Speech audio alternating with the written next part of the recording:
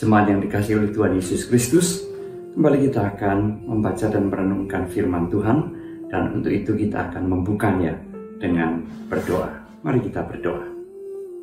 Segala hormat dan puji syukur kami naikkan kepadamu ya Tuhan, karena Engkau begitu setia mendampingi dan memimpin kehidupan kami, dan Engkau memberikan kepada kami kesempatan untuk membaca dan merenungkan firman-Mu. Tidak lain adalah supaya kami mendapatkan bekal dari Tuhan di dalam menjalani kehidupan kami di tengah-tengah dunia ini.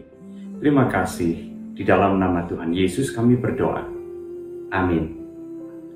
Kita akan bersama-sama merenungkan kitab Ulangan pasal yang ke-31 ayat yang ke-14 yang berbunyi demikian. Kemudian berfirmanlah Tuhan kepada Musa, sesungguhnya sudah dekat waktunya bahwa engkau akan mati. Maka panggillah Yosua, berdirilah bersama-sama dengan dia dalam kemah pertemuan, supaya aku memberi perintah kepadanya. Lalu pergilah Musa dan Yosua berdiri dalam kemah pertemuan. Sesuai yang saya kasih dalam Tuhan Yesus Kristus, ada pepatah yang mengatakan bahwa harimau mati meninggalkan belang, gajah mati meninggalkan gading. Lalu bagaimana kalau manusia mati? Meninggalkan apa? Ini merupakan satu pertanyaan yang besar dan penting. Karena setiap kita suatu saat akan mengakhiri kehidupan di dalam dunia ini. Kenapa yang kita tinggalkan? Untuk anak, cucu, atau orang-orang di sekitar kita? Keponakan-keponakan kita? Dan sebagainya.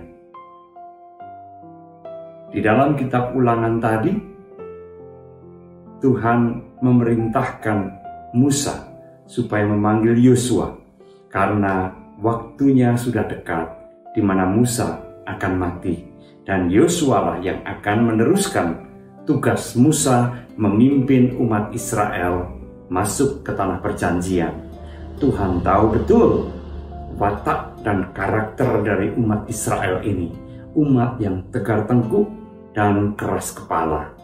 Oleh karena itulah Tuhan menghendaki supaya Yosua maupun juga umat Israel senantiasa mengingat akan dua hal yang penting, yaitu yang pertama, bahwa hanya Allah sajalah satu-satunya penolong dan juru selamat mereka. Hanya Allah sajalah yang telah melakukan pekerjaan-pekerjaan besar, perkara-perkara ajaib di tengah-tengah umat Israel dan dalam perjalanan sejarah umat Israel.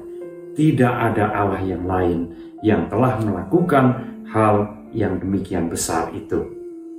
Dan yang kedua, bahwa hidup jauh dari Allah tidak akan membawa kepada kesejahteraan, melainkan hanya akan menghadirkan malapetaka di dalam kehidupan umat yang menjauh dari Allah. Itulah yang diwariskan oleh Musa kepada Yosua, kepemimpinan namun juga sekaligus pengalaman hidup dan nasihat-nasihat yang juga tidak lain berasal dari Allah sendiri. Saudara-saudara yang saya kasihi di dalam Tuhan Yesus Kristus, lalu apa yang akan kita wariskan kepada anak, cucu, dan orang-orang di sekitar kita jikalau waktunya juga telah tiba, yaitu bahwa kita mengakhiri kehidupan di dalam dunia ini? Apakah kita mewariskan sesuatu yang baik bagi anak-anak kita, bagi cucu-cucu kita, bagi orang-orang yang ada di sekitar kita? Atau justru warisan yang buruk yang membuahkan malapetaka dalam kehidupan mereka? Sama seperti yang Allah nyatakan baik kepada Musa maupun juga kepada Yosua dan kepada umat Israel, Allah juga menghendaki supaya kita meninggalkan warisan yang baik kepada anak-anak kita, yaitu iman kepada Allah satu-satunya, tidak ada Allah yang lain, dan kesetiaan serta ketaatan kepada kehendak dan perintah Allah. Sebab itulah yang akan membawa kehidupan anak, cucu, maupun juga orang-orang yang ada di sekitar kita menuju kepada kehidupan yang penuh dengan kesejahteraan dari Allah.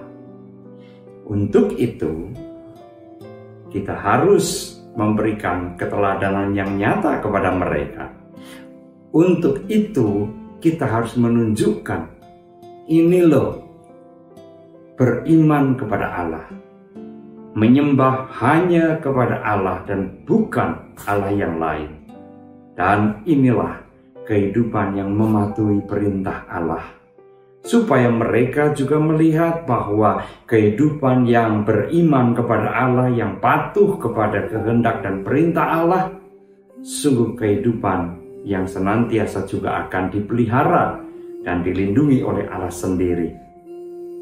Itu merupakan keteladanan yang sekaligus juga menjadi warisan yang akan meneguhkan mereka, anak, cucu, dan orang-orang yang ada di sekitar kita untuk mengikuti jejak kita, hidup di dalam Allah, beriman kepada Allah, setia dan patuh kepada kehendak Allah. Tuhan memberkati kita semua. Amin. Mari kita berdoa.